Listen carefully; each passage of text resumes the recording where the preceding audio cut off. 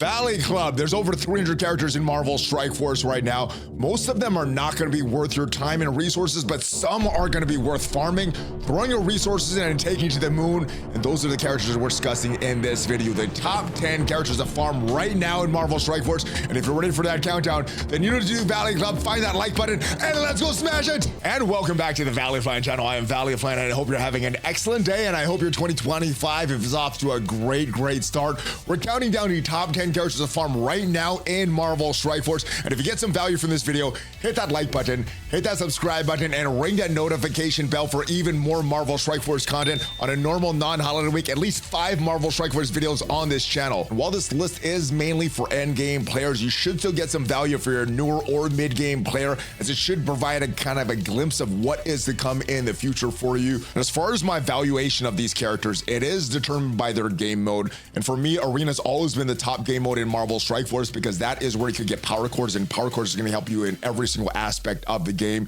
Next most valuable is going to be the raids, because that's something you and your alliance should be doing on a daily basis. And because it's done on a daily basis, those teams, characters are a little more valuable.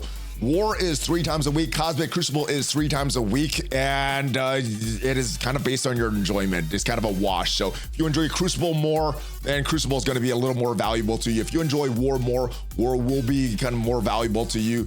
Battle World is gonna be an important game mode, but as of me recording this right now, it's not expected to be returning until the end of January. So not really using Battle World as far as these rankings, but as far as who is eligible, well, if you're in a node or in a store, or if there's shards that you're getting on a daily basis, well, that is when the character could be eligible. So as far as all these Dark Dimension characters, even though some of these characters you may unlock before some of these farmable characters, they're not going to be eligible for this list just for the consistency of it, because characters like Odin, Mephisto, pretty hard to unlock, but characters like Kestrel, Ultron, very easy to unlock. We also have our legendary characters that are not permanent, and the only 2 non-permanent legendary characters right now, Old Man Logan and Shadow King. We have some epic characters that are not farmable at this time.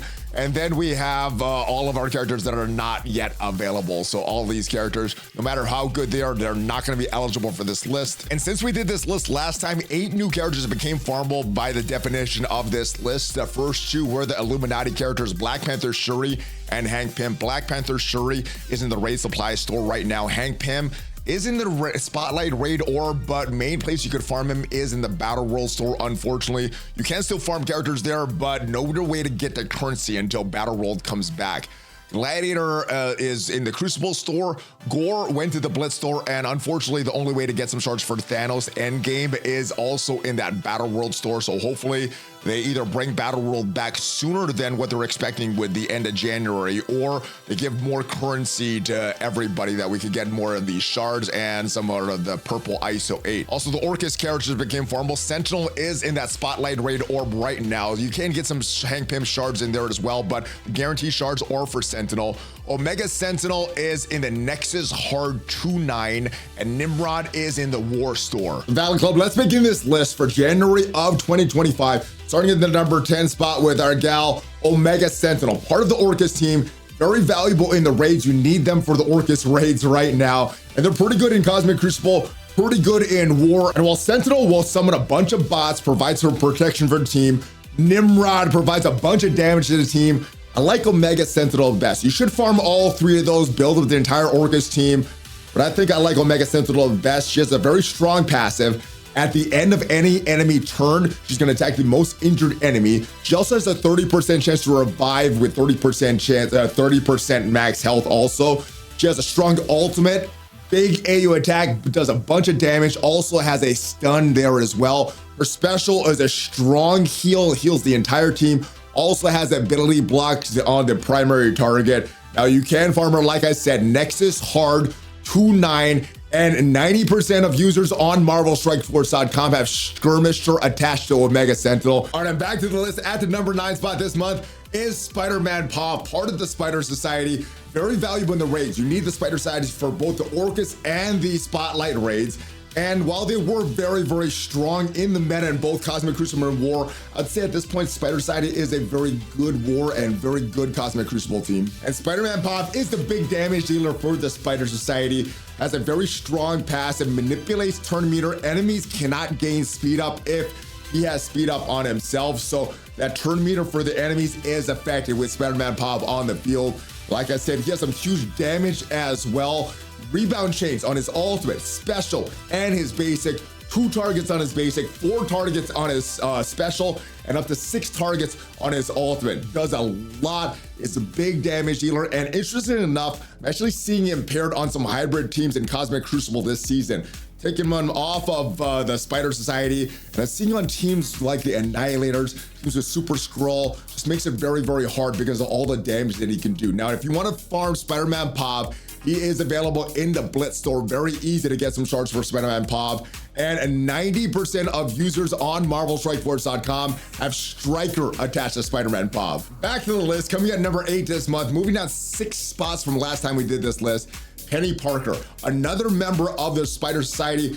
Very, very valuable member, very valuable team. And like SpiderMan Po, you're using Penny in the Spotlight raids, the Orcus raids, and you're using her in Cosmic Crucible and War this season, but like SpiderMan Po, not as valuable as they once were in Cosmic Crucible and War. Now, she does have 2 stuns in her kit, which makes her very, very valuable. Her ultimate is a strong one. Not only does it apply that stun, but it's gonna clear all positive effects on all enemies.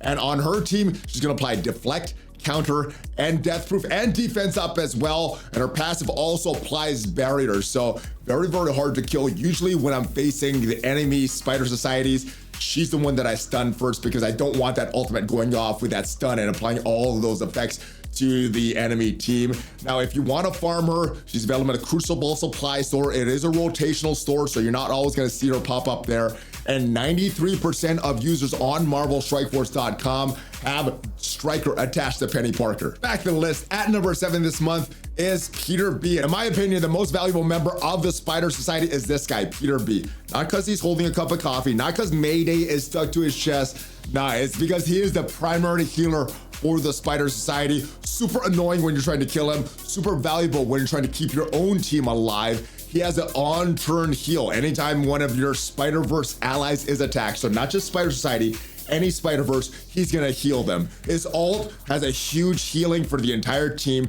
clears negative effects, applies defense up, that big heal, and he has a big attack on his special and has a single target heal. So yeah, lots of sustain, keeps your team alive. Peter B, obviously, you're gonna want to put healer on him. 88% of users on MarvelStrikeForce.com have healer attached to Peter B.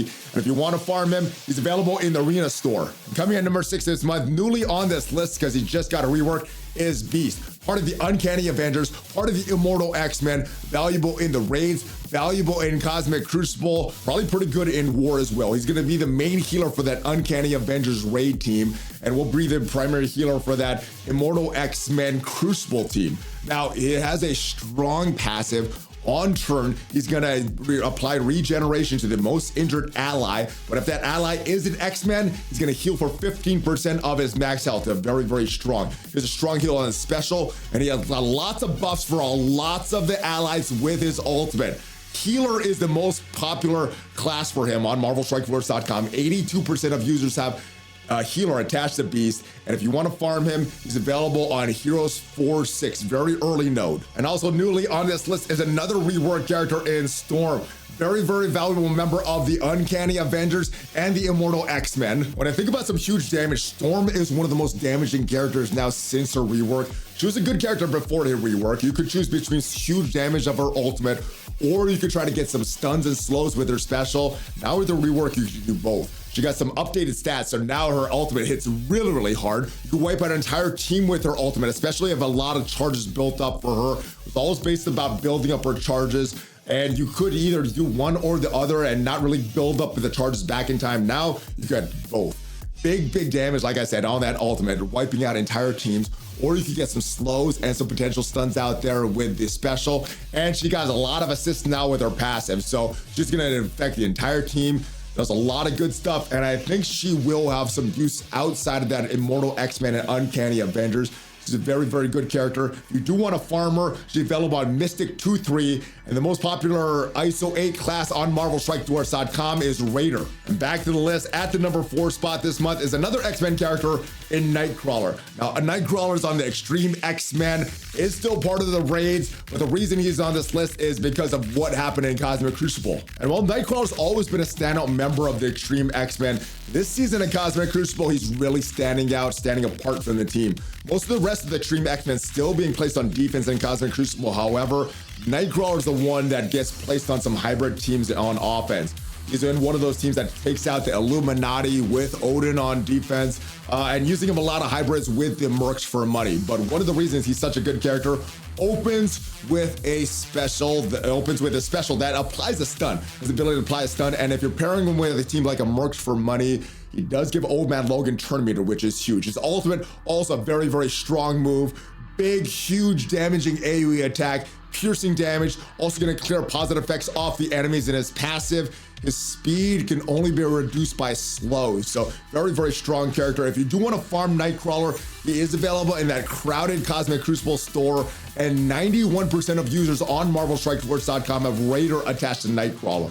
Back to the list, at the number 3 spot this month is Gore the God Butcher, first member of the Annihilators on this list. And the Annihilators are the top arena meta, which means they're gonna get the top spot on this list. They also are very valuable in Cosmic Crucible, very valuable in War. You probably want to take them into Dark Dimension as well. And Gore is such a strong character. He clears charges with his basic. He clears charges and revive once with his special. He clears charges, revive once, defense up, evades, and the enemy's battlefield effects with his ultimate. So yeah, it's very, very strong full kit. And characters killed by Gore cannot be revived. So he's a counter to Old Man Logan. He's a counter to Mephisto. He's a counter to a lot of these characters out there. And if you want to start to farm Gore, he is available in a very easy place to get shards from, the Blitz Supply Store. And 91% of users on MarvelStrikeForce.com have Raider attached to Gore. And at number 2, probably the best Proton tank in the game in Gladiator. Also a member of the Annihilators, which means he's also in the arena meta. And like the rest of the Annihilators, you're probably going to use him in Cosmic Crucible, probably going to use him in War, and is one of the better characters to take into Dark Dimension. Like I said, probably the best pre-taunt tank in the game. Now his passive is where a lot of his strength lies. It's gonna stop enemies from gaining exposed or vulnerable when he's above 50% health, and in arena, enemies are not gonna gain any turn meter outside of normal turn meter means when he is above 50% health. So very, very strong. He has an AoE attack on his special, very strong ultimate as well. And like I said, I think he is the best pre-taunt tank in the game right now. He's available in the crowded Cosmic Crucible supply store, and 93% of users on MarvelStrikeForce.com have Fortifier attached to Gladiator. The number 1 farmable character for January of 2025 is Endgame Thanos, Annihilator, one of the best characters in the game right now. And one of the big things that Endgame Thanos brought to Marvel Strike Force was the ability to remove Safeguard from the enemies. What he's gonna do is reduce the duration of all positive effects of the enemies with his passive. Once he drops below 50%, he's gonna reduce it by 5. He's gonna do that in his ultimate by 2 as well. And he puts a trauma stun on the enemies with his special. Very, very strong. If an enemy has exposed an attack, Endgame Thanos is gonna give energy to the entire team as well. Very, very strong character. And yeah, you do want to watch his health, because if you're facing an Endgame Thanos, you don't want to just drop them below 50% health without being prepared for it. So strong character, build this character.